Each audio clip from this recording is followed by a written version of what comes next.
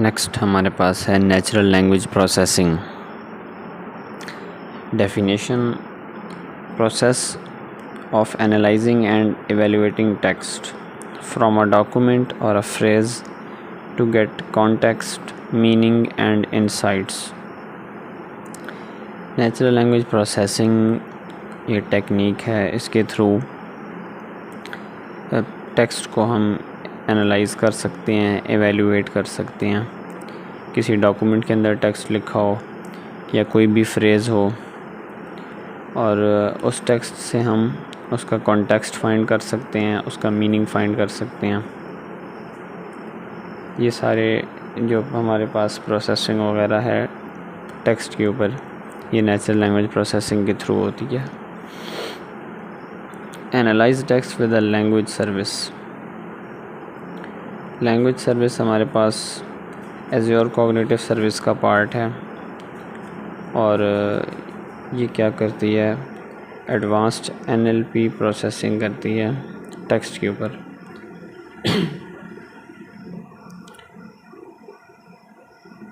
इस सर्विस के through text की लैंग्वेज डिटेक्ट कर सकते हैं, सेंटीमेंट एनालिसिस कर सकते हैं टेक्स्ट के ऊपर, की फ्रेजेस एक्सट्रैक्ट कर सकते हैं और एंटिटीज़ को आइडेंटिफाई कर सकते हैं और उनको कैटेगराइज कर सकते हैं। एंटिटीज़ में डेट्स, प्लेसेस और पीपल हमारे पास शामिल हैं। इसकी जो रिसोर्सेज हैं जो एज़्योर पे अवेलेबल हैं उसमें सबसे पहले लैंग्वेज है। लैंग्वेज सर्विस स्पेसिफ़िकली लैंग्वेज के लिए यूज़ होगी और उसके बाद कॉग्निटिव सर्विस है। इसमें हमारे पास डिफरेंट लैंग्वेजेस आती हैं, इसमें हमारे पास डिफरेंट सर्विसेज होती हैं और उनमें से एक सर्विस लैंग्वेज सर्विस है। इसके बाद है language detection. Service that detects the language of the text allows for multiple documents at a time for analysis। Language detection में हमारे पास टेक्स्ट की लैंग्वेज डिटेक्ट होती है। कोई भी टेक्स्ट है, फ्रेज़ है या डॉक्यूमेंट है, उसमें कौन सी लैंग्वेज यूज़ हुई है, वो किस लैंग्वेज में लिखा हुआ है। और इसमें multiple documents eight a time use हो सकते हैं एनालिसिस के लिए। सिंगल डॉक्यूमेंट को भी ये एनालाइज कर सकते हैं और मल्टीपल डॉक्यूमेंट्स को भी एट अ टाइम एनालाइज कर सकते हैं। Provides the following for each document. Language detection की जो सर्विस है, कोई भी डॉक्यूमेंट हम इसमें इनपुट करें तो हमें ये 3 चीज़ें उस डॉक्यूमेंट के बारे में प्रोवाइड करते हैं। उसके अंदर जो लैंग्वेज यूज़ हुई है उसका नेम, उसके बाद जो लैंग्वेज का कोड है ISO 6391 स्टैंडर्ड्स के अकॉर्डिंग जो उस लैंग्वेज का कोड है, जैसे एग्जांपल में उन्होंने कोड दिया है ES।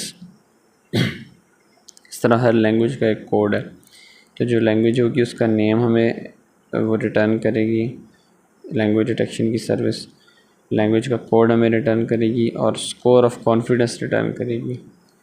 स्कोर ऑफ कॉन्फिडेंस जो है ये हमारे पास एक न्यूमेरिक वैल्यू होती है और अगर लैंग्वेज हमारे पास सही डिटेक्ट हो जाए तो उसमें फिर ये 1 रिटर्न करती है और अगर लैंग्वेज डिटेक्ट ना हो तो उसमें हमें ये NaN रिटर्न करती है कि नॉट अ नंबर, लैंग्वेज सही तरह डिटेक्ट नहीं हो सकी। इसमें नीचे गिवन है predominant language is always chosen even on mixed language text. अगर हमारे पास ऐसा टेक्स्ट आ जाता है जिसमें मल्टीपल लैंग्वेजेस हैं तो उसमें जो प्रीडोमिनेंट लैंग्वेज है ये उसको सिलेक्ट करेगा, उसको डिटेक्ट करेगा।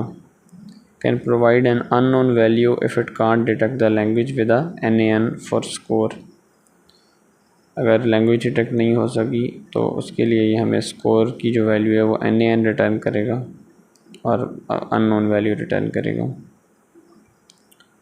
इसके बाद हमारे पास आता है सेंटीमेंट एनालिसिस।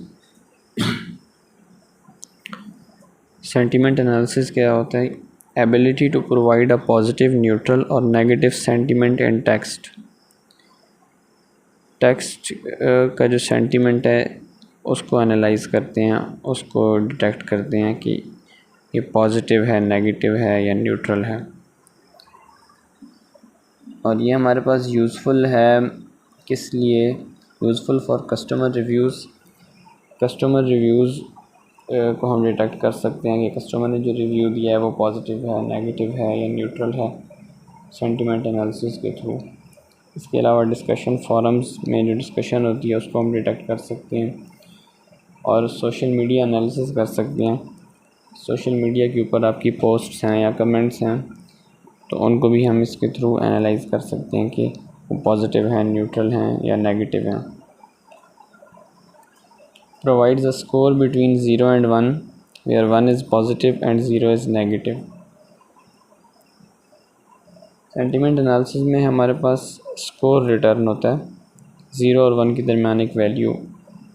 अगर वैल्यू 1 है तो मतलब जो टेक्स्ट है वो पॉजिटिव है, अगर वैल्यू 0 है तो टेक्स्ट नेगेटिव है, और इसके दरमियान में जो भी वैल्यू आएगी तो उसके अकॉर्डिंगली पॉजिटिविटी या नेगेटिविटी को हम जज करते हैं। 0.5 वैल्यू हो तो वो न्यूट्रल कंसीडर होता है या इनडिटर्मिनेट या दरमियान में जो वैल्यू है वो हमारे पास आई है। तो इससे अगर 0.5 से ज़्यादा हो 1 की तरफ तो वो पॉजिटिविटी ज़्यादा होगी, और अगर 0.5 से कम हो 0 की तरफ तो नेगेटिविटी ज़्यादा होगी। इसके बाद हमारे पास इसमें की फ्रेज़ एक्सट्रैक्शन है। की फ्रेज़ एक्सट्रैक्शन क्या करता है? Ability to evaluate text and identify main talking points. Key phrase extraction जो है ये हमारे पास एबिलिटी है टेक्स्ट को एवेल्युएट करने की। इसमें हमारे पास जो टेक्स्ट है उसकी एवेल्युएशन होती है और उसमें से जो मेन टॉकिंग पॉइंट्स हैं उनको ये एक्सट्रैक्ट कर लेते हैं। Language service can parse unstructured text and produce entities like. Language service जो है वो अनस्ट्रक्चर्ड टेक्स्ट जो हमारे पास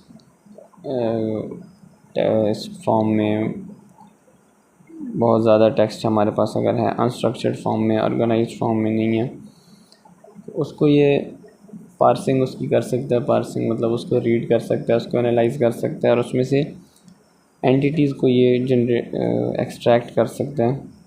एंटिटीज़ उसमें कौन कौन सी हैं उसमें नीचे टाइप्स उसमें दी हुई हैं। सबसे पहले हमारे पास है क्वांटिटी और उसकी सब टाइप है नंबर।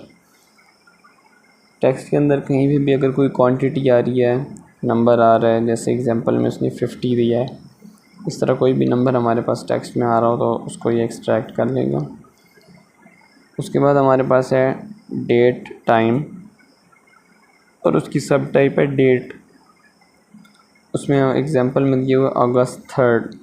इस तरह कोई भी टेक्स्ट के अंदर डेट आ रही है तो लैंग्वेज सर्विस जो है उसको भी वहाँ से पिक कर सकती है, एक्सट्रैक्ट कर सकती है। इसके बाद डेट टाइम जो टाइप है इसकी दूसरी सब टाइप है डेट रेंज। उसमें एग्जांपल है मंडे टू वेडनेसडे। इस तरह कोई भी हमारे पास रेंज गिवन होगी, जैसे हमारे पास यहाँ मंडे टू वेडनेसडे गिवन है, कोई भी डेट की रेंज गिवन होगी तो उसको भी as an entity language service extract कर लेगी। और इसके बाद हमारे पास टाइप है ईमेल।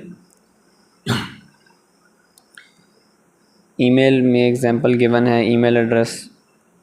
तो इसी तरह ईमेल एड्रेस टेक्स्ट के अंदर कहीं पे भी आ रहा होगा तो की फ्रेज एक्सट्रैक्शन जो है ये हमारे पास उसको एक्सट्रैक्ट कर लेगी और ये हमारे पास लैंग्वेज सर्विस के थ्रू होता है।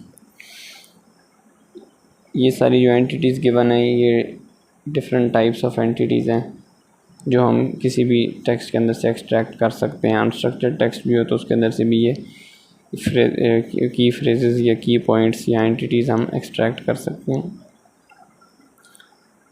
इसके बाद है रिकॉग्नाइज एंड सिंथेसाइज स्पीच। इसमें दो चीज़ें हैं, स्पीच रिकॉग्निशन और स्पीच सिंथेसिस। स्पीच रिकॉग्निशन में जो स्पोकन इनपुट है उसको डिटेक्ट करते हैं और उसको इंटरप्रेट करते हैं, उसको टेक्स्ट में कन्वर्ट भी किया जा सकता है। और जो स्पीच सिंथेसिस है उसमें हम स्पोकन आउटपुट को जनरेट करते हैं, स्पीच को जनरेट करते हैं।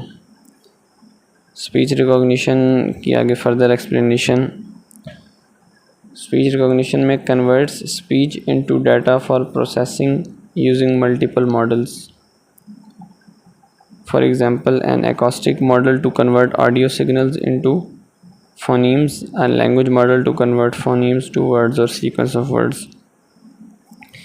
स्पीच रिकॉग्निशन में ये होता है कि जो स्पीच है, जो हमारी स्पोकन लैंग्वेज है, उसको डाटा या टेक्स्ट की फॉर्म में कन्वर्ट किया जाता है जिस पे फर्दर प्रोसेसिंग की जा सकती है. इसके लिए मल्टीपल मॉडल्स यूज़ होते हैं. उसमें एग्जांपल दी हुई है कि एकॉस्टिक मॉडल यूज़ होता है. वो क्या करता है, जो स्पीच है, जो ऑडियो सिग्नल्स हैं, उनको ब्रेक डाउन करता है इंडिविजुअल साउंड्स में, फोनीम्स में, और उसके बाद जो लैंग्वेज मॉडल है वो उन साउंड्स को, उन फोनीम्स को वर्ड्स या सीक्वेंस ऑफ वर्ड्स में कन्वर्ट करता है, तो हमारे पास टेक्स्ट बन जाता है. इसकी एग्जांपल क्या है, कहाँ पे यूज़ होता है? इसमें हमारे पास है क्लोज्ड कैप्शंस. कोई भी वीडियो है, प्रेजेंटेशंस वगैरह हैं, तो उसके लिए क्लोज्ड कैप्शंस जनरेट करने हों, उसमें स्पीच रिकॉग्निशन यूज़ होती है. मीटिंग ट्रांसक्रिप्ट्स जो लिखनी हो, टाइप करनी हो, तो उसके लिए जो है ना स्पीच रिकॉग्निशन यूज़ हो सकती है कि पर्सन जो है वो बोलेगा तो वो मॉडल जो है उसको स्पीच को टेक्स्ट में कन्वर्ट कर देगा. इसके बाद हमें नोट टेकिंग, हम नोट्स ले सकते हैं, तो उसमें भी यही है कि जो नोट्स के मेन की पॉइंट्स हैं वो हम बोलें तो मॉडल जो है उसको टेक्स्ट में कन्वर्ट करके हमें दे देगा. इसके बाद हमारे पास आती है स्पीच सिंथेसिस. स्पीच सिंथेसिस की डेफिनेशन है opposite of recognition. Speech synthesis speech recognition के ऑपोजिट है. ये टेक्स्ट को स्पीच में कन्वर्ट करती है, breaking text down to words and assigning phonetic sounds to each word. अब स्पीच रिकॉग्निशन में ये था कि पहले जो स्पीच है उसको फोनीम्स या साउंड्स में ब्रेक डाउन किया जाता है और फिर उन साउंड्स को वर्ड्स में कन्वर्ट किया जाता है. स्पीच सिंथेसिस में ये है कि जो टेक्स्ट है हमारे पास, उसको स्पीच में कन्वर्ट करने के लिए सबसे पहले टेक्स्ट को ब्रेक डाउन किया जाता है वर्ड्स या सीक्वेंस ऑफ वर्ड्स में, फिर उनको साउंड्स असाइन की जाती हैं, फोनीम्स, फोनेटिक साउंड्स असाइन की जाती हैं हर वर्ड को, और उससे फिर स्पीच बनती है. इसकी एग्जांपल हमारे पास है रिस्पोंडिंग टू कमांड्स और इनपुट. कोई भी हमने इनपुट दी है, कोई भी हमने टेक्स्ट फॉर्म में इनपुट या कमांड दी है, तो उसको स्पीच की फॉर्म में रिस्पॉन्ड करना. Voice menus for telephone systems. Telephone system में जो वॉइस मेन्यूज़ होते हैं, मतलब उसमें भी मतलब फ्रॉम स्क्रैच जो है स्पीच जनरेट हो रही होती है. रीडिंग वेबसाइट्स और ईमेल मैसेजेस. वेबसाइट्स या ईमेल मैसेजेस हमारे पास हैं, तो अगर ऐसे सिस्टम्स बनाए जाएं जो उसको रीड करके हमें सुनाएं, तो उसके लिए भी वो एक किस्म का स्पीच सिंथेसिस है, क्योंकि टेक्स्ट को स्पीच में कन्वर्ट किया जा रहा है. इसके लिए हमारे पास एज़्योर स्पीच की सर्विस यूज़ होती है, और ये भी कॉग्निटिव सर्विस जो एज़्योर के अंदर है उसी का पार्ट है. और इसमें हमारे पास 2 APIs होती हैं, speech to text and text to speech. इसकी रिसोर्सेज हमारे पास एक स्पीच की रिसोर्स यूज़ हो सकती है जो स्पेसिफ़िकली स्पीच के टास्क के लिए, और सेकंड हमारे पास कॉग्निटिव सर्विसेज यूज़ हो सकती है जिसमें हमारे पास स्पीच की सर्विस भी आती है और इसके अलावा बहुत सारी सर्विसेज इंक्लूडेड हैं. नेक्स्ट हमारे पास है translate text and speech. Speech translation translates languages either directly speech to speech और using text as an intermediate step.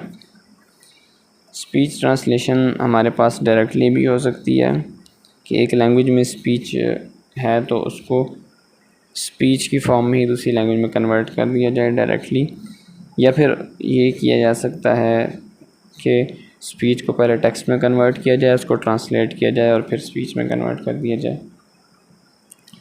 इसमें हमारे पास 2 तरह की ट्रांसलेशन है, literal and semantic translation. AI systems should take into account the context for proper translations. जो भी हमारे पास speech है, टेक्स्ट है, उसकी ट्रांसलेशन के लिए ये कहते हैं कि एआई सिस्टम्स जो है उनको चाहिए कि उसका कॉन्टेक्स्ट भी फाइंड आउट करें, उसका कॉन्टेक्स्ट भी पता हो ताकि ट्रांसलेशन प्रॉपर हो सके। Not only literal because it might provide insufficient और इनकरेक्ट मीनिंग। अगर कॉन्टेक्स्ट मालूम ना हो तो वो हमारे पास सिर्फ लिटरल ट्रांसलेशन होगी और उसमें हमारे पास मोस्टली इनसफिशिएंट या इनकरेक्ट मीनिंग उस ट्रांसलेशन का बन रहा होता है। प्रॉपर ट्रांसलेशन नहीं हो सकती है जब हमें कॉन्टेक्स्ट उस चीज़ का नहीं पता होता। Text translation is used for documents like emails, PDFs and websites. Text translation जो है वो हमारे पास यूज़ होती है जिन टाइप्स ऑफ डॉक्यूमेंट्स के लिए, उसमें हमारे पास ईमेल्स हैं, पीडीएफ्स हैं और वेबसाइट्स हैं। और speech translation is used for spoken languages. Speech translation जो है हमारे पास जो स्पोकन लैंग्वेज है उसके लिए यूज़ होती है स्पीच को ट्रांसलेट करने के लिए। उसमें डायरेक्टली भी हो सकता है स्पीच टू स्पीच, या फिर स्पीच को पहले टेक्स्ट में कन्वर्ट करके ट्रांसलेट करके उसके बाद दोबारा स्पीच में कन्वर्ट कर दें, ये भी पॉसिबल है। नेक्स्ट हमारे पास है translator service. Analyzes semantic context of text from text to text translations, 60 languages supported. Translator service में हमारे पास ये होता है कि जो टेक्स्ट है उसका कॉन्टेक्स्ट एनालाइज करते हैं और उसके बाद टेक्स्ट टू टेक्स्ट ट्रांसलेशंस को सपोर्ट करती है ये सर्विस, और इसमें ऑलमोस्ट 60 लैंग्वेजेस में ट्रांसलेट कर सकता है ये टेक्स्ट को। requires specifying the source language to one or more destination languages for translations one to many। इसमें हमने करना ये होता है कि सोर्स लैंग्वेज को स्पेसिफ़ाई करना है और डेस्टिनेशन लैंग्वेजेस को स्पेसिफ़ाई करना है। डेस्टिनेशन लैंग्वेज एक भी हो सकती है, एक से ज़्यादा भी हो सकती हैं, यानी एक लैंग्वेज को एट अ टाइम हम मल्टीपल लैंग्वेजेस में ट्रांसलेट कर सकते हैं। It is possible to use cultural variants like Spanish from Spain और from Mexico। एक लैंग्वेज के अगर कल्चरल वेरिएंट्स हैं तो उसमें उनको भी हम यूज़ कर सकते हैं, उनको भी हम स्पेसिफ़ाई करते हुए लैंग्वेज को वहाँ पे साथ मेंशन कर सकते हैं, कंट्री साथ मेंशन कर देंगे। एडिशनल कॉन्फ़िगरेशंस ट्रांसलेटर सर्विस की जो हैं वो है प्रोफेनिटी फ़िल्टरिंग। प्रोफेनिटी फ़िल्टरिंग में ये होता है कि टेक्स्ट के अंदर से कोई भी वल्गर कंटेंट, कोई भी इनअप्रोप्रिएट कंटेंट जो है उसको आइडेंटिफाई करके और उसको रिमूव किया जाता है। तो ये हमारे पास प्रोफेनिटी फ़िल्टरिंग होती है। और सेकंड एडिशनल कॉन्फ़िगरेशन जो है ट्रांसलेटर सर्विस की वो है selective translation. Useful when trying to avoid a literal translation of something that doesn't make sense to translate like a name और ब्रांड।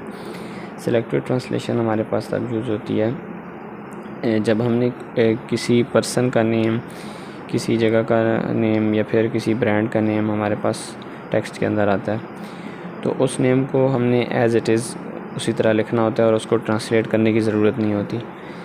तो ये हम तब यूज़ करते हैं जब हमने उसकी लिटरल ट्रांसलेशन से बचना हो। लिटरल ट्रांसलेशन ये होती है कि word to word as it is translation होती जाती है दूसरी लैंग्वेज में, तो उसकी अगर ट्रांसलेशन हो तो वो उससे कोई और लफ्ज़ ही बन जाएगा और उसकी कोई सेंस नहीं बनेगी। तो इसलिए हम सेलेक्टिव ट्रांसलेशन को यूज़ करते हैं ताकि नेम्स या ब्रांड नेम्स वगैरह ट्रांसलेट ना हो। इसके बाद हमारे पास है स्पीच सर्विस। एनालाइजेस स्पीच और spoken audio to text and can create spoken audio from text. Both can also get translated. Speech को एनालाइज करने के लिए स्पीच सर्विस यूज़ होती है, या फिर जो ऑडियो है उसको टेक्स्ट में कन्वर्ट करने के लिए भी यूज़ होती है, और स्पोकन ऑडियो क्रिएट भी कर सकते हैं हम टेक्स्ट को यूज़ करके, इसके लिए भी ये सर्विस यूज़ होती है। और स्पीच और टेक्स्ट दोनों की ट्रांसलेशन भी इसमें हो सकती है। प्रोवाइड्स द फॉलोइंग सर्विसेज विया APIs। APIs के थ्रू हमें ये फॉलोइंग सर्विसेज प्रोवाइड करती है स्पीच सर्विस। सबसे पहले है स्पीच टू टेक्स्ट। फिर टेक्स्ट टू स्पीच और उसके बाद speech translation.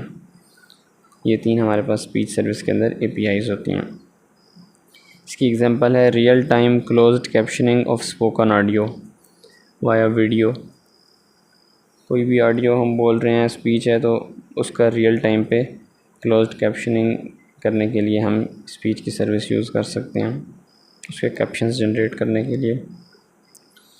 Create a language model with conversational language understanding. The main service in azure is the language service. Azure के अंदर जो मेन सर्विस इसके लिए यूज़ होगी वो हमारे पास लैंग्वेज सर्विस है। 3 मेन कॉन्सेप्ट्स इसके अंदर आते हैं। सबसे पहले है अटरेंस। अ सेंटेंस और phrase a user might say for a system to react like turn the lights on.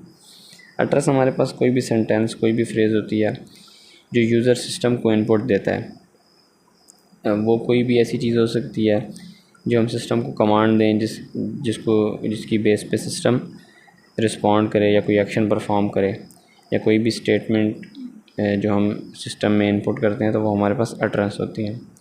इसके बाद हमारे पास है entity, a specific item with in an utterance. जो अटरेंस है, जो स्टेटमेंट है, उसके अंदर एक स्पेसिफिक आइटम, उसको हम एंटिटी कहते हैं। अब वो स्पेसिफिक आइटम किस तरह होता है, उसकी एग्जांपल है कि what is the weather today. ये हमारे पास एक अटरेंस है। इसमें जो वर्ड है वेदर, ये हमारे पास एंटिटी है। कभी कभी ऐसा भी होता है कि सेंटेंस में हमारे पास कोई एंटिटी नहीं होती। एंटिटी हमारे पास मतलब स्पेसिफिक एक चीज़ होगी या नाउन जिसे हम कह सकते हैं अटरेंस के अंदर जो है। उसके बाद हमारे पास इंटेंट, द गोल और objective in an utterance. Weather status might be the intent for many different utterances. Goal और ऑब्जेक्टिव अटरेंस का वो हमारे पास इंटेंट होता है। जो भी अटरेंस यूज़र ने दिया है सिस्टम को, उसका क्या पर्पज़ है, उसके पीछे क्या वजह है, वो हमारे पास इंटेंट होता है। और ऊपर जिस तरह हमारे पास एक इंटेंट गिवन है what is the weather today, तो उसमें उस ऊपर हमारे पास अटरेंस गिवन है what is the weather today, तो उसका इंटेंट जो है वो वेदर स्टेटस, ये इंटेंट है कि उसके ज़रिए इस अटरेंस के थ्रू हम वेदर का स्टेटस फाइंड आउट करना चाह रहे हैं। तो इस तरीके से जो भी पर्पज़ है, जो भी वजह है अटरेंस के पीछे, वो हमारे पास इंटेंट होता है। Note, there is a none intent is a fallback when no other intents are matched and is helpful to handle utterances that don't map anything else। कभी कभी ऐसा होता है कि इंटेंट जो है वो आइडेंटिफाई नहीं होता, तो उसको फिर नन इंटेंट में कैटेगराइज किया जाता है। और ये हमारे पास तब यूज़फुल होता है जब ऐसे अटरेंसेस हमारे पास हों जो किसी भी इंटेंट के साथ मैप ना हो रहे हों, तो उसमें हमारे पास फिर उनको नन इंटेंट असाइन कर दिया जाता है। It is always created in conversational language understanding app but left empty. It can't be deleted। तो conversational language understanding app के अंदर जो है ये क्रिएट किया जाता है और इसको फिर empty छोड़ दिया जाता है। इसको हम डिलीट नहीं कर सकते। नॉन इंटेंट जो है हमारे पास, या अटरेंसेस जो मैप नहीं हो रही, तो उनको हम डिलीट नहीं कर सकते, empty छोड़ देते हैं। उसके बाद हमारे पास है conversational language understanding। इसकी definition, a service to help build application without having much ML experience और नॉलेज। ये हमारे पास ऐसी सर्विस है जिसके थ्रू हम एप्लीकेशन बिल्ड कर सकते हैं। अगर मशीन लर्निंग का बहुत ज़्यादा एक्सपीरियंस या नॉलेज ना भी हो, तब भी हम इसको यूज़ करके एप्लीकेशंस को बिल्ड कर सकते हैं। This service requires 2 main task. इसके लिए 2 मेन काम हमने करने होते हैं। सबसे पहले define entities, intends and utterances for training the model. हम एंटिटीज़, इंटेंट्स और अटरेंसेस को हमने डिफ़ाइन करना होता है, जो कि हम यूज़ करते हैं मॉडल की ट्रेनिंग के लिए। मॉडल को हम इन चीज़ों के ऊपर ट्रेन करते हैं और इसको हम ऑथरिंग अ मॉडल भी कहते हैं। और सेकंड चीज़ हमारे पास है publish the model so that client application can use it for intent and entity prediction based on input। दूसरी चीज़ हमारे पास है कि मॉडल को हम पब्लिश कर दें ताकि उसको क्लाइंट एप्लीकेशन के तौर पे यूज़ किया जा सके, यूज़र उसको यूटिलाइज़ कर सकें as a service for intent and entity prediction कि अटरेंसेस को यूज़ करते हुए मतलब मॉडल को हमने ट्रेन किया है इंटेंट्स एंटिटीज़ और अटरेंसेस के ऊपर, तो उसको वो मॉडल को इस तरह यूटिलाइज़ करेंगे कि अटरेंसेस इनपुट करके और उससे इंटेंट और एंटिटी प्रेडिक्शन कर सकते हैं। और इसके लिए जो हमारे पास रिसोर्सेज हैं वो है language service, a resource to build apps, use it if only requiring this service exclusively. Apps build करने के लिए लैंग्वेज सर्विस यूज़ होती है और ये तब यूज़ होती है जब सिर्फ हमें लैंग्वेज सर्विस की ज़रूरत हो और कोई काम हमने ना करना हो और कोई सर्विस परफॉर्म ना करनी हो। और दूसरी हमारे पास कॉग्निटिव सर्विस है। कॉग्निटिव सर्विस में पहले बहुत बार डिस्कस हो चुका है कि बहुत सारी सर्विसेज आ जाती हैं और उनमें से एक लैंग्वेज सर्विस भी है, कन्वर्सेशनल लैंग्वेज अंडरस्टैंडिंग की सर्विस। उसके बाद हमारे पास यहाँ पे है ऑथरिंग। ऑथरिंग हमने अभी ऊपर पढ़ा कि मॉडल की जो ट्रेनिंग हम करते हैं उसको ऑथरिंग भी कहते हैं। तो उसकी एक्सप्लेनेशन में है कि use pre build domains that include pre defined intends and entities for common uses that you can build on. इसमें हम प्री डिफाइंड डोमेन भी यूज़ करते हैं जिनमें एंटिटीज़ और इंटेंट्स पहले से डिफाइंड होते हैं, प्री डिफाइंड होते हैं कॉमन यूजेस के लिए जो हमारे पास एंटिटीज़ और इंटेंट्स होते हैं। तो इन प्री बिल्ड डोमेन्स को हम यूज़ करते हैं मॉडल की ऑथरिंग के लिए। और इसमें हमारे पास एंटिटीज़ और इंटेंट्स का ऑर्डर मैटर नहीं करता, किसी भी ऑर्डर में वो लिखे हों तो उससे फ़र्क नहीं पड़ेगा। Add the intends with the portal, ये इंटेंट्स हम पोर्टल के थ्रू ऐड करते हैं और उसके लिए हम कोड भी लिख सकते हैं। और मॉडल की ऑथरिंग के लिए हम पोर्टल को यूज़ करते हैं और प्रेडिक्शंस के लिए हम SDK को यूज़ करते हैं। SDK हमारे पास सॉफ्टवेयर डेवलपमेंट किट होती है और इसके थ्रू हम एप्लीकेशंस को अपनी दूसरी एप्लीकेशन वगैरह में इंटीग्रेट कर सकते हैं। तो प्रेडिक्शंस के लिए हम SDK को यूज़ करते हैं। इसके थ्रू मतलब किसी और सिस्टम, किसी और मॉडल वगैरह में, किसी और प्रोग्राम में उसको इंटीग्रेट करके और उससे हम फिर प्रेडिक्शंस करते हैं। इसमें हमारे पास नेक्स्ट चीज़ है इंटेंट्स। इंटेंट्स जो है हमारे पास 4 टाइप्स के इंटेंट्स होते हैं। सबसे पहले है machine learned. Model learns from sample utterances you provide. Model को हम सैम्पल अटरेंसेस देते हैं और उनके थ्रू वो इंटेंट्स को लर्न करता है, तो उसको हम मशीन लर्नड इंटेंट कहते हैं। इसके बाद सेकंड है लिस्ट। इसमें ये क्या करता है कि allows a hierarchy of lists या सब lists like device might be light, lamp, night stand. कोई भी एक चीज़ है, अब जैसे ये लाइट वगैरह एक एंटिटी है, तो इसके अंदर हमारे पास एक लिस्ट या सब लिस्ट क्रिएट हो रही है, 3-4 चीज़ें हैं। तो लिस्ट इंटेंट्स में होता है कि अगर हमारे पास लिस्ट या सब लिस्ट भी हो तो उसको भी वो अलाउ करता है, उससे भी वो इंटेंट्स अंडरस्टैंड कर लेते हैं। इसके बाद है रेजेक्स। ये हमारे पास रेगुलर एक्सप्रेशन, इसको कहते हैं entities as a regular expression that describes a pattern.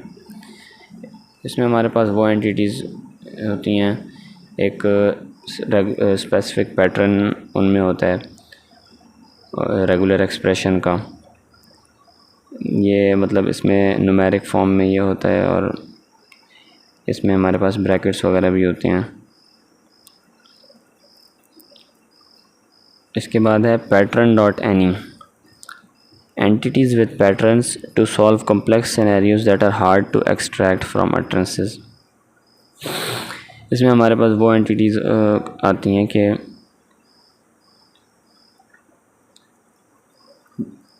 जिनमें हमारे पास पैटर्न्स होते हैं जिनसे हम कॉम्प्लेक्स सिनेरियोज को सॉल्व कर सकते हैं, और वो हमारे पास सिंपल अटरेंसेस से उनको एक्सट्रैक्ट करना बहुत ज़्यादा मुश्किल होता है। तो इस तरह के जो हमारे पास इंटेंट्स होते हैं उनको पैटर्न डॉट एनी कहते हैं। उसके बाद हमारे पास आती है ट्रेनिंग।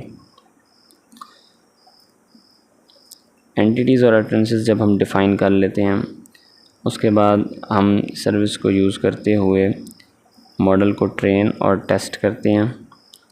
उसके लिए हम सैम्पल अटरेंसेस को यूज़ करते हैं और वो जो इंटेंट्स और एंटिटीज़ प्रेडिक्ट करते हैं उनको हम मैच करते हैं, जो हमारे पास पहले से एंटिटीज़ और इंटेंट्स मौजूद होते हैं उन अट्रेंसेस के अगेंस्ट, और इससे हम आइडेंटिफाई करते हैं कि जो इंटेंट्स और एंटिटीज़ मॉडल ने प्रेडिक्ट किए हैं वो हमारे पास करेक्ट हैं या नहीं। तो इसमें प्रिडिक्टिंग है, after verification of training predictions you publish the application to a prediction resource for consumption.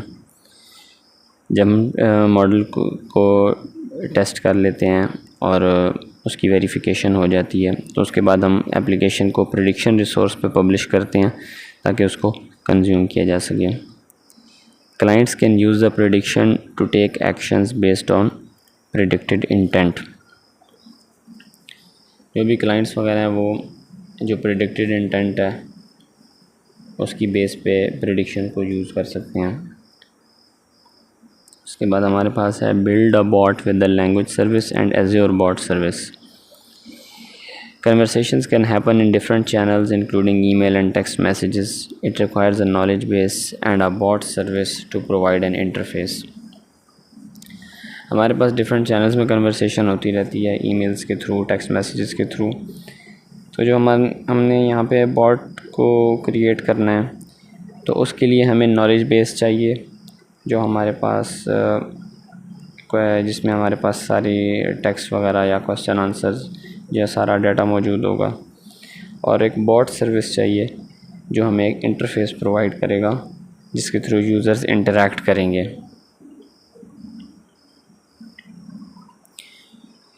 In Azure it requires 2 core services. इसके लिए हमें 2 सर्विसेज चाहिए। Language service includes question answering to create a knowledge base. इसमें question answer आ जाएंगे और जिनके use करते हुए हम नॉलेज बेस क्रिएट करेंगे, जिसकी बेस पे बाद में जो है यूज़र्स क्वेश्चंस करते हैं या यूज़र कोई भी कन्वर्सेशन करते हैं बॉट के साथ, तो इस नॉलेज बेस में से आंसर्स जो है ना वो एक्सट्रैक्ट करके वो वहाँ पे यूज़र को देते हैं। इसके बाद है Azure bot service. Azure bot service से क्या होगा, ये फ्रेमवर्क है जिसके थ्रू हम क्रिएट करेंगे, पब्लिश करेंगे और मैनेज करेंगे अपने बॉट्स को एज्योर के ऊपर। तो इसमें हमने कस्टम नॉलेज बेस क्रिएट करना है। इसके लिए सबसे पहले लैंग्वेज सर्विस की रिसोर्स हमने लाजमी बनानी है। उसके बाद हमने क्वेश्चन आंसर डिफ़ाइन करनी है। इसके लिए हम लैंग्वेज स्टूडियो को यूज़ कर सकते हैं, उसमें हम कस्टम क्वेश्चन आंसर्स को डिफ़ाइन करेंगे ताकि हम नॉलेज बेस क्रिएट कर सकें। उनको हम मैनुअली भी एंटर कर सकते हैं या फिर पहले से कोई FAQ का डॉक्यूमेंट बना हुआ है, फ्रीक्वेंटली आंसर क्वेश्चंस का डॉक्यूमेंट बना हुआ है, उसके थ्रू भी हम क्वेश्चंस को नॉलेज बेस में इंसर्ट कर सकते हैं या किसी वेबसाइट के थ्रू भी कर सकते हैं या इनमें से किसी के कॉम्बिनेशन के थ्रू भी कर सकते हैं। मतलब एक या एक से ज़्यादा तरीके भी इस्तेमाल कर सकते हैं नॉलेज बेस को पॉपुलेट करने के लिए। Test the knowledge base using the language studio and reviewing the answers after the model has been processed. जब हमारे पास नॉलेज बेस क्रिएट हो जाए तो फिर हमने उस नॉलेज बेस को टेस्ट करना है लैंग्वेज स्टूडियो के अंदर, उसको डिफरेंट क्वेश्चन वगैरह दे के टेस्ट करना है और जो आंसर्स वो हमें देगा उनको रिव्यू करना है कि सही आंसर्स आए हैं या नहीं। उसके बाद नॉलेज बेस को हमने यूज़ करना है। Use the knowledge base over an API REST interface that requires an ID, the end point and the authentication key. As an API हमने नॉलेज बेस को यूज़ करना है तो उसके लिए हमें एक ID चाहिए, एंड पॉइंट और उसकी ऑथेंटिकेशन या ऑथराइजेशन की चाहिए। उसके बाद हमारे पास है Azure bot service. Build it using the bot framework SDK to write code for conversation flow control. Azure bot service जो है उसमें हम बॉट जब क्रिएट करेंगे तो बॉट फ्रेमवर्क SDK के थ्रू हम इसको बिल्ड करेंगे और उसमें हम कन्वर्सेशन फ़्लो को कंट्रोल करने के लिए कोड भी राइट कर सकते हैं। Easier with the automatic bot creation functionality using the knowledge base automatically. तो इसमें हमारे पास एक ऑटोमेटिक बॉट क्रिएशन की फंक्शनैलिटी होती है, उसमें जस्ट हम नॉलेज बेस इंसर्ट करेंगे तो ऑटोमेटिकली वो बॉट क्रिएट कर देगा। तो उसके साथ ये आसान हो जाएगा। एक्सटेंड एंड कन्फिगर, इसको हम एक्सटेंड भी कर सकते हैं फर्दर। उसमें क्या चीज़ हमारे पास आती है कि extend by adding custom code, हम कस्टम कोड भी राइट कर सकते हैं, कस्टम कोड के थ्रू हम इसको मैनेज करें, तो ये काम भी हम कर सकते हैं।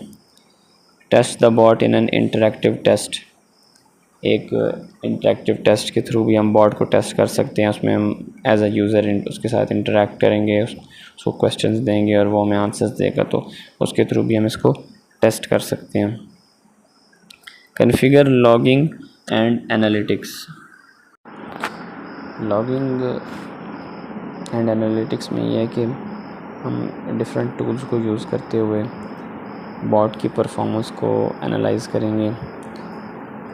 जो भी एक्टिविटीज़ परफॉर्म हो रही हैं, यूज़र्स इंटरेक्ट कर रहे हैं, कोई एरर आ रहा है, तो वो सारा हम रिकॉर्ड करें और उसके थ्रू बॉट की परफॉर्मेंस को जज करें। उसके बाद connect channels, bots can use more than one channel including Microsoft teams, web chat and email.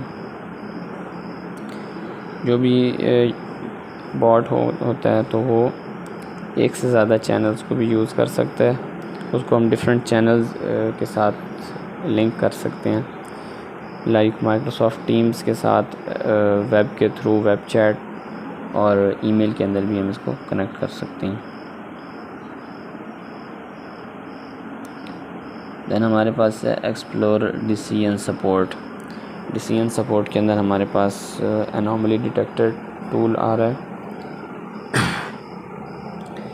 Introduction to anomaly detector, an AI technique to detect if values in a series are within expectations। Anomaly detection हमने पहले पढ़ा था कि उसके through हम ये check करते हैं कोई अनयूजुअल वैल्यू तो नहीं आ रही। तो ये AI टेक्निक है जिसमें हम ये डिटेक्ट करते हैं कि एक सीरीज़ में जो वैल्यूज़ आ रही हैं वो एक्सपेक्टेशंस के अंदर आ रही हैं, जो हम एक्सपेक्ट कर रहे हैं उसी रेंज के अंदर वैल्यूज़ आ रही हैं, उससे बाहर तो नहीं जा रही। इसकी एग्जांपल है monitoring machine systems like HVAC और cloud services usage over time. HVAC heating, ventilation and air conditioning, इसके लिए ये जो हमारे पास सिस्टम्स होते हैं, हमारे पास मशीनरी होती है, तो इसकी जो परफॉर्मेंस वगैरह है उसको मॉनिटर करना, इसमें अब कोई अनयूजुअल परफॉर्मेंस तो नहीं आ रही, ये हम चेक करते हैं, तो ये हमारे पास इसके अंदर आता है। और क्लाउड सर्विस यूसेज में जो भी क्लाउड को यूज़ कर रही होती हैं कंपनीज़ या यूज़र्स यूज़ कर रहे होते हैं, तो उसमें डिफरेंट मैट्रिक्स के थ्रू हम उसकी परफॉर्मेंस को भी एनालाइज़ कर सकते हैं या उसके यूसेज को देख सकते हैं, लाइक CPU या नेटवर्क बैंडविड्थ या जो क्लाउड में ट्रैफिक आ रही है, इस तरह मुख्तलिफ़ चीज़ों के थ्रू हम चेक कर सकते हैं कि कोई अनयूजुअल एक्टिविटी तो नहीं हो रही। एज़ोर में हमारे पास एनोमली डिटेक्टर की सर्विस है। Part of the decision services category in Azure cognitive services. Azure cognitive services के अंदर डिसीजन सर्विसेज की कैटेगरी है और उसका पार्ट है ये anomaly detector service. Exposes a rest API, the service can detect real time data और historical data. Anomaly detector service जो है हमारे पास एज अ रेस्ट API होती है। रेस्ट API मतलब ये है कि ये रियल टाइम डाटा को भी डिटेक्ट कर सकती है और हिस्टोरिकल डाटा को भी डिटेक्ट कर सकती है। हिस्टोरिकल डाटा मतलब पहले से डाटा हमारे पास मौजूद हो जो हम इसमें इनपुट करें, और रियल टाइम पे ये है कि जैसे जैसे कोई भी डाटा आ रहा है तो साथ साथ उसके परफॉर्मेंस को एनालाइज करते जाएं या उसकी जो रेंज है उसको हम देखते जाएं कि रेंज के अंदर है या एक्सपेक्टेशंस के अंदर है या नहीं। Requires a boundary set with a sensitivity value. By default, upper and lower boundaries are calculated by including the expected value. इसमें हमें एक बाउंड्री सेट देना पड़ता है और उसके साथ सेंसिटिविटी वैल्यू भी देनी होती है, और इसमें अपर और लोअर बाउंड्रीज जो है ना वो ऑटोमेटिकली कैलकुलेट कर लेता है जो भी हमने वैल्यू दी होती है उसके थ्रू। और फिर जो हमारे पास वैल्यू है, कोई भी वैल्यू आ रही होती है रियल टाइम डाटा में, अगर कोई वैल्यू आ रही है या हिस्टोरिकल डाटा में कोई वैल्यूज़ हैं, तो उनको फिर उस बाउंड्री सेट के अंदर ये एनालाइज़ करता है कि ये इस बाउंड्री सेट के अंदर अपर और लोअर लिमिट के दरमियान में है या इनसे बाहर है। डाटा फॉर्मेट में the rest API uses JSON that uses granularity in time, example hourly. ये जो रेस्ट API है ये JSON फॉर्मेट में डाटा को यूज़ करती है और इसके अंदर हमारे पास ग्रैनुलैरिटी आती है। ग्रैनुलैरिटी में हमारे पास टाइम आता है। टाइम में जैसे हमारे पास एग्जांपल दी हुई है आवरली, तो इसमें हमारे पास आवरली, डेली, इस तरह हमारे पास ग्रैनुलैरिटी होती है। एक हमारे पास ये होनी चाहिए। दूसरी चीज़ हमारे पास है टाइम स्टैम्प, जो भी हमारे पास एक टाइम पीरियड है, and the value for each time stamp, और हर टाइम स्टैम्प के लिए एक वैल्यू होती है। तो ये तीन चीज़ें हमारे पास इसके अंदर मौजूद होती हैं डाटा में। There is a max of values that can be sent to the API of 8640। जो API को हम मैक्सिमम वैल्यूज़ एक टाइम पे दे सकते हैं वो हमारे पास 8640 है। इतनी वैल्यूज़ हम API को एक वक्त में दे सकते हैं, ये मैक्सिमम नंबर है। और मिनिमम हम एक वक्त में एक वैल्यू भी दे सकते हैं।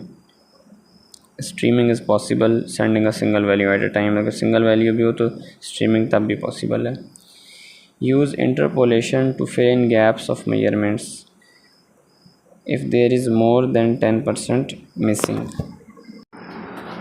अगर हमारे पास 10% से ज़्यादा डाटा मिसिंग होगा डाटा सेट में, तो वो उसको इनकम्प्लीट कंसीडर करेगा और फिर हमारे पास इंटरपोलेशन की टेक्निक अप्लाई होगी। इंटरपोलेशन में ये होता है कि जो भी हमारे पास अननोन वैल्यूज़ हैं तो उनको फिल किया जाता है, उनकी जगह पे वैल्यू असाइन की जाएगी और नॉन डाटा पॉइंट्स के दरमियान में उस रेंज के अंदर ही वो वैल्यूज़ होती हैं। लेकिन वो डाटा सेट में अगर अननोन है तो वो उनकी बेस पे ख़ुद से ऑटोमेटिकली उनको वैल्यूज़ असाइन कर देंगे। तो ये अगर हमारे पास 10% से ज़्यादा डाटा मिसिंग होगा तो फिर इंटरपोलेशन होगी और जो गैप्स हैं डाटा के अंदर वो उनको फिल किया जाएगा। यूज़ केसेस में हमारे पास है batch detection, best when the data is almost flat with some spikes और डिप्स, और a seasonal time series data with some anomalies. हमारे पास बैच डिटेक्शन जो है ये हमारे पास जो है हिस्टोरिकल डाटा के ऊपर होती है और ये तब बेस्ट होती है जब डाटा ऑलमोस्ट फ्लैट हो या स्ट्रेट लाइन हो, या फिर कुछ स्पाइक्स और डिप्स जो है हमारे पास उसके अंदर हों ग्राफ की लाइन के अंदर, या फिर सीजनल टाइम सीरीज़ डाटा हो जिसके अंदर कुछ एनोमलीज़ हों, तो वो भी हम बैच डिटेक्शन तब यूज़ कर सकते हैं। इसका एग्जांपल है compliance on temperature control for medicine. Medicine के लिए जो टेम्परेचर कंट्रोल होता है उसके लिए हम ये यूज़ करते हैं। और दूसरा हमारे पास यूज़ केस है real time detection. Real time detection के लिए यूज़ हो सकती है। इसमें ये तब होता है best when requiring the latest measurement to be detected as normal और एन एनोमली। जब हमने ये देखना हो कि जो लेटेस्ट मेजरमेंट हमारे पास आई है, लेटेस्ट हमारे पास वैल्यू आ रही है, तो वो नॉर्मल है या वो एनोमली है। जब हमने ये चीज़ चेक करनी हो तो फिर हम उसके लिए रियल टाइम डिटेक्शन में एनोमली की सर्विस यूज़ करते हैं। इसमें यह होता है कि जैसे जैसे वैल्यूज़ और डाटा आता जाएगा वो साथ साथ उनको एनालाइज करता जाएगा कि ये नॉर्मल है या फिर एनोमली है। Every new data point is compared to past data points. जो भी पिछले हमारे पास डाटा पॉइंट्स हैं, जो हमारे पास एक रेंज है, उसके साथ ही कंपेयर करता जाएगा जो भी नया डाटा पॉइंट आएगा, और उसके थ्रू हमें पता चल जाएगा कि ये नॉर्मल है या फिर एनोमली है। इसकी एग्जांपल हमारे पास है current temperature while bottling carbonated drinks.